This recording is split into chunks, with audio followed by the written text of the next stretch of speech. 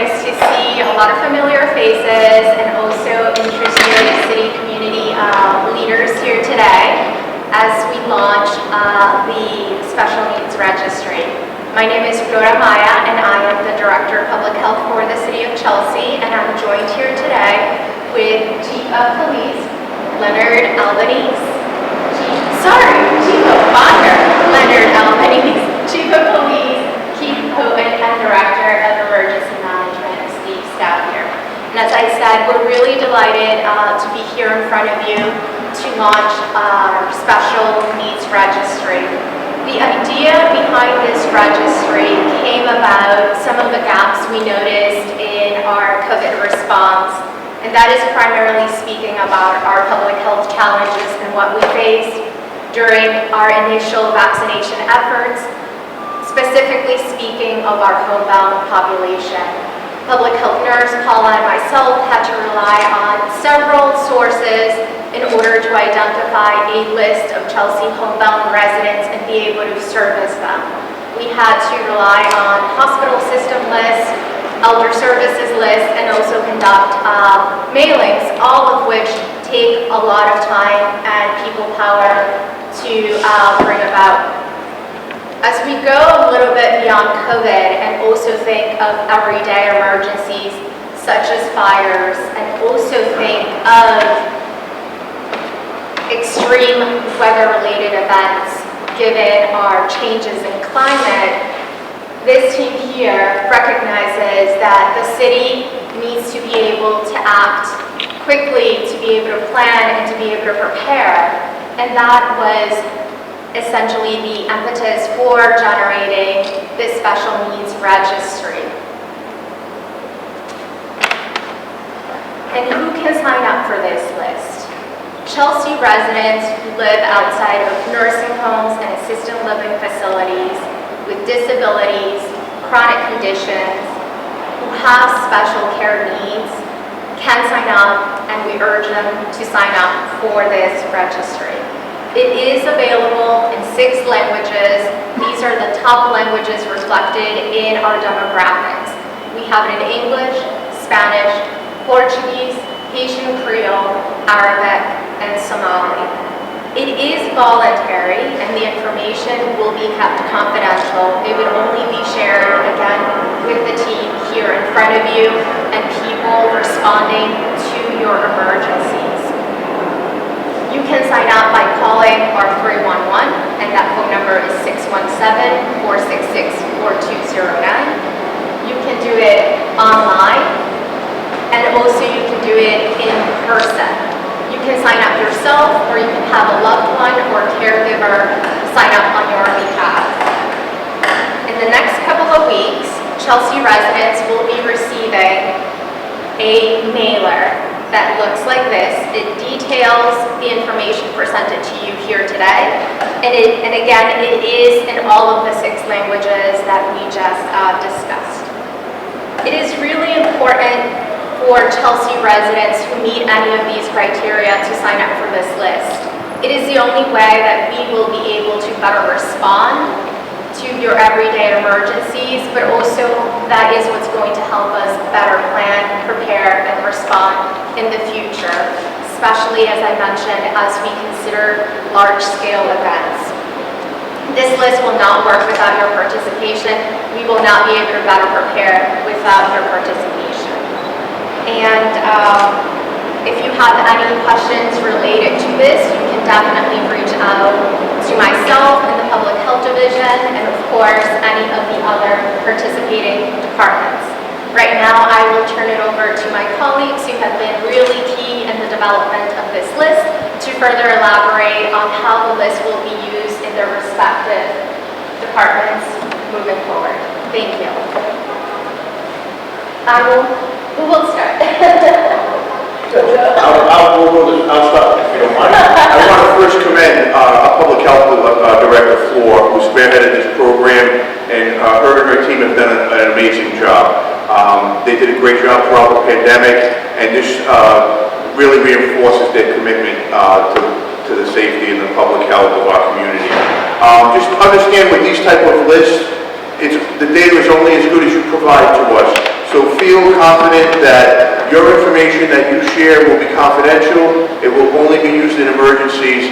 And the most important parts are if we had to evacuate an area, we would know of these special needs in advance. If we had a well-being check, a day-to-day call that we go on, we'll have some additional information. Or in any other type of emergency, we'll be able to identify our special needs population and provide services. So I commend Flora and the team for working on this. It's a great benefit to the community, and it will assist fire, police, and emergency communications. So thank you, Flora, and I encourage you to participate. Good morning. I echo Chief Albanese and the work that Flora and the Health Department has done on this. This is such a valuable tool, especially for us on the police side. We are often the first response to all these calls. The more information we have on a family member or loved one that could jumpstart our response, whether it be EMS, fire service, and in the long-range planning, if we did have this database, in case of an event that would be evacuation, we'd be so far ahead of the plan that we'd be able to deploy teams to target the high-risk individuals who are homeland. I just recall back in the day, I was talking to one of my colleagues, Officer Hernandez, like with the Housing Authority, we had the vial of life. Basically, it was stuck on the refrigerator. Most of the elderly had whatever prescriptions they had, any type of medical conditions. This is kind of more of a high-tech way of signing your family members up. Like I said, we are there 24/7. We're often the first to respond. The more information our offices have to bring the proper resources, medical, fire, the better off your loved one will be. And obviously further down the road, if there is a event that we need to compartmentalize our services and provide evacuation, we're ahead of the game. So it's just a great job. One last thing is my colleague Officer Hernandez said, we will advertise on our website. We have the ice cream truck out everywhere. Maybe for a free ice cream, you sign a family member up. But it's such a great idea, and it's, again, like Chelsea leads the general area in a lot of these creative ideas. And just such a smart move for, I have an elderly mom who lives in the community. It's just smart to sign someone up for this. So I thank you. Thank you, Chief Hope. All right, looks like I have clean up here. So I'm going to go ahead and echo pretty much my colleagues. I have two fronts, so on the emergency communications 911 side of it, it's going to be extremely helpful when the dispatcher or the call taker takes a call from a citizen. As we add the address into the system, if this is flagged through this program, the special registry, we'll be able to notify police, fire, and EMS if there's some type of problem with that location. We give them a heads up. The problem could range from a power outage issue, which a person's on a ventilator or a piece of equipment where we realize up front that they're going to need backup power, all the way to special medications to evacuating them out of the facility and everything in between. On the emergency management side of it, it's going to be a huge tool as I build out the city's sheltering and evacuation plans. So we'll have those targeted areas that we know need extra help when we talk about moving folks out, whether they're sheltering in place, sheltering at a special location, or we need them to evacuate. Any questions again from the panel? We'll take some questions actually. Sure. Hi, I'm Adam with the Chelsea Record. I was just wondering, maybe you could talk a little bit about some of the special training that emergency services goes through to deal with people with special needs or mental health disabilities that would tie into this. Like on the police side, we have extensive training in mental health. The majority of our calls, unfortunately, are dealing with mental health calls. It's kind of a creature of habit. We have to, those are the calls we respond to. We get trained with elderly services. We get trained in mental health in the academy, our service training. We have a national program, the Hub, that we connect all resources that the police department is for. Deal with CHA, Mass General social workers. So we have the resources to quickly deploy the right people to the whatever the problem we encounter. So on the police side, I think we are ahead of the curve on that. And obviously with our colleagues, we blend together my knowledge and resources. Thank you.